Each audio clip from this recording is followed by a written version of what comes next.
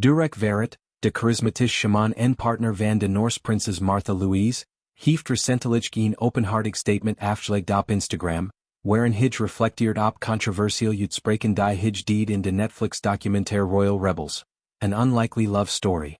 Deze documentaire, die een intiem inkijk biedt in het liefdesverhaal van Durek en Martha Louise, heeft wereldwijd aandacht getrokken, maar ook kritiek geëxt vanwege een passage waarin Durek sprak over racisme binnen de koninklijke familie. Specifiek had hij gezegd dat zijn schoonouders, koning Harold en koningin Sonja, niet wisten wat racisme was en hem aankeken, alsof hij gek was toen hij het wonderwerp ans niet tijdens familiegesprekken. Deze woorden leidden tot een storm van media-aandacht, met koppen die suggereerden dat de Noorse royals onwetend of zelfs vijandig stonden tegenover racisme. Durek, een Afro-Amerikaans spiritueel healer die in 2022 met Martha Louise trouwd, volt zich geroepen om nuance aan te brengen. In zijn Instagram-post, die doorspekt is met widget en emotie, legt hij uit dat zijn uitspraken cultureel bepaald zijn en door de pers zijn verdraaid tot een sensitieverhaal. In de Amerikaanse cultuur betekent je weet niet wat racisme is dat je de diept van de ervaring niet het meegemaakt, niet dat je onwetend of onvriendelijk bent, schrijft hij. Het is een subtiel maar crucial onderscheid dat de kloof tussen cultureel perspectieven blootlegt. Durek's verklaring is meer dan een correctie. Het is een pleidooi voor begrip in een gepolariseerd wereld. Hij benadrukt dat taal niet universeel vertelt en dat wat in de VS een direct confrontatie met systemisch racisme impliceert, in Noorwegen een land met een ander historisch context, anders kan overkomen.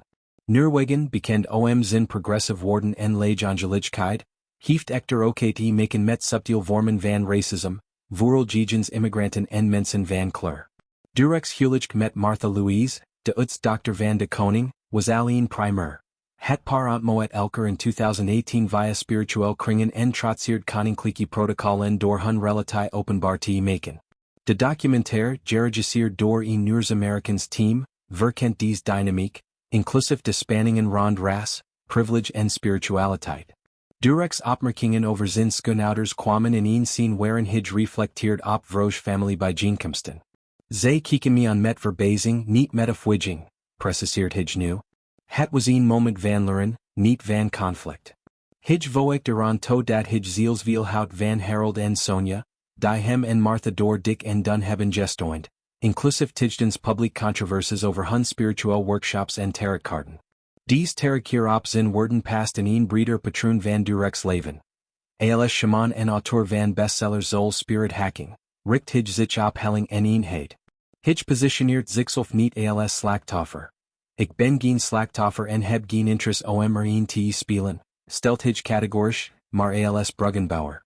Mijn focus ligt op liefde, op de mensheid tillen naar een hoger niveau, schrijft hij. De media, zegt hij, kunnen worden verdraaien voor kliks, maar de waarheid is dat zijn familie staat als een rots in respect en genegenheid. Dit statement komt op een moment dat de documentaire nog steeds streamt en debatten aanwakkert over racisme in koninklijke kringen, vergelijkbaar met de discussies rond Meghan Markle en de Britse royals. Durek en Martha's verhaal is uniek omdat het elementen van spiritualiteit vermengt met Adele. Martha gaf haar koninklijke teken op om zich te wijden aan hun gezamenlijke missie, wat leidt tot kritiek in Noorwegen over het commercialiseren van de kroon. Toch heeft het paar een loyaal volgersbasis opgebouwd, met Durek's Instagram vol posts over energy healing, meditatie en interracial relaties. Laten we dieper ingaan op de context van de documentaire. Royal Rebels is een vierdelige serie die niet alleen het liefdesverhaal belicht, maar ook de persoonlijke groeireis van beide partners. Gefilmd in pittoresque Noorse landschappen en Durek's Californische roots, toont het intieme momenten. Van hun eerste date tot confrontaties met de pers de racisme opmerkingen vallen in een aflevering over family integratie, waar Durek openlegt over zijn ervaringen als zwart man in wit ruims. Gebren in Californië als Durek Verrett, adopteert hij de naam Durek om zijn spirituele identiteit te claimen. Zijn jeugd was geteken door armoede en raciale vooroordelen, wat hem dreef tot shamanisme als vorm van empowerment. In Noorwegen waar de bevolking grotendeels wit en homogeen is, was zijn entree in de koninklijke familie een cultureel shockgolf. Ik bracht een stukje Amerika mee met al zijn complexiteit, reflecteert hij. De documentaire gebruikt archiefbeelden en interviews om dit te illustreren, inclusief reacties van Noorse media die het huwelijk zou werden als bekritiseren. Durek's nuancering op Instagram is een masterclass in communicatie. Hij deelt screenshots van de scene, citeert zijn exact woorden en contrasteert ze met krantenkoppen, omt tonen ho context verloren gotten verdelingen.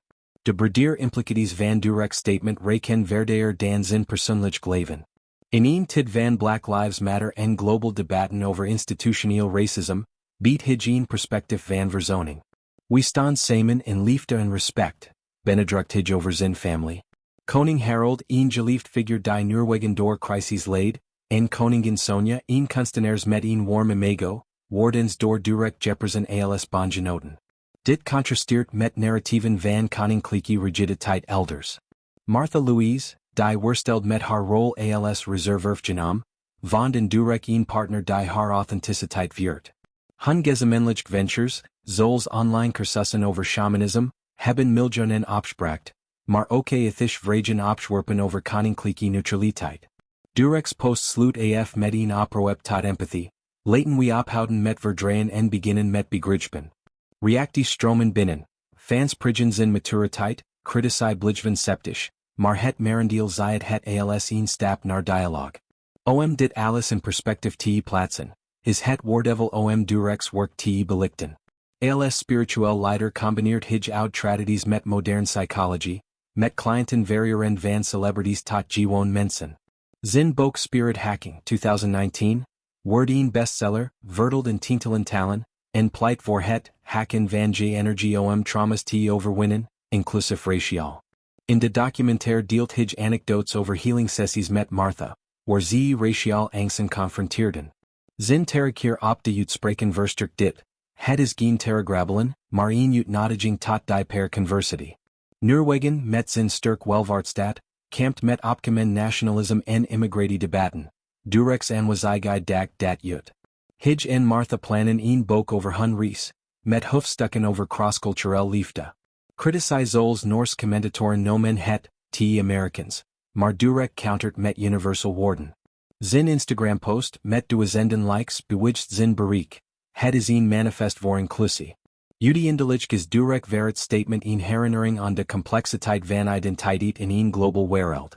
Door zijn woorden te nuanceren, niet alleen voor zichzelf, maar voor alle betrokkenen, toont hij leiderschap.